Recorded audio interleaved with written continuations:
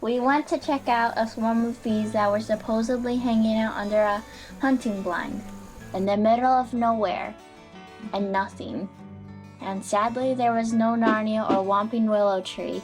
And when we finally arrived, instead of a swarm of bees, we found an established colony. I wanted to see Narnia or Harry Potter, but no, it was bees. It was a few weeks before we made our fated return to remove the bees, because the weather hates us. But anyway, when we did make our return, we found a much smaller population. Can you guess what happened? And can you guess what will happen to the bees that stayed behind? Hint, Romeo and Juliet will happen. There were at least 5 emerged swarm cells. This colony definitely swarmed during those few weeks we were gone. They may have sent off more than one swarm. You may notice that these bees had plenty of space, but they still swarmed because they wanted to defy nature, but that doesn't make sense because they are a part of nature. But here's the thing to remember. Available space is just one possible factor for why bees swarm. Some genetics are more likely to swarm than others. Swarming isn't necessarily a bad thing. It does mean you have a strong colony. These bees were very calm. Would they survive the winter as an open-air hive? We are in Michigan, so it would probably be a very difficult task for these girls to survive, since they are exposed to the elements, unless we have a mild winter.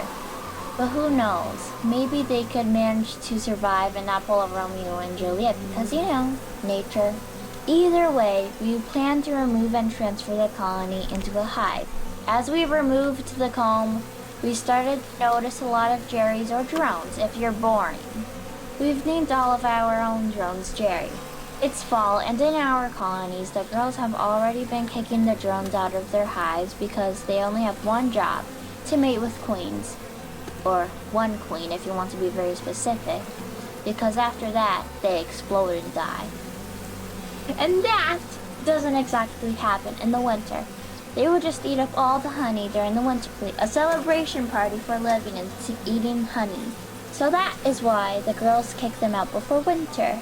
So why are there so many drones here? These guys are having a party. Get it? These guys are having a celebration eating up the honey. As we pull down more comb, we keep finding more drones and no sign of a queen. It's starting to look like this colony did not successfully requeen. We finally found some uncapped larvae, a very small amount, and a few eggs. Even the comb with larvae seemed to have a lot of drones and not many worker bees. We moved the comb and bees into a hive about 3 feet under their original location. Hopefully the bees will find their way to the hive. We'll come back in a couple of days to collect them. This colony is likely queenless. I think the amount of drones, Jerrys, and the fact that the girls aren't kicking these guys out just means they're in survival mode. Or the Jerrys have a very good lawyer. Personally, I go with the latter theory.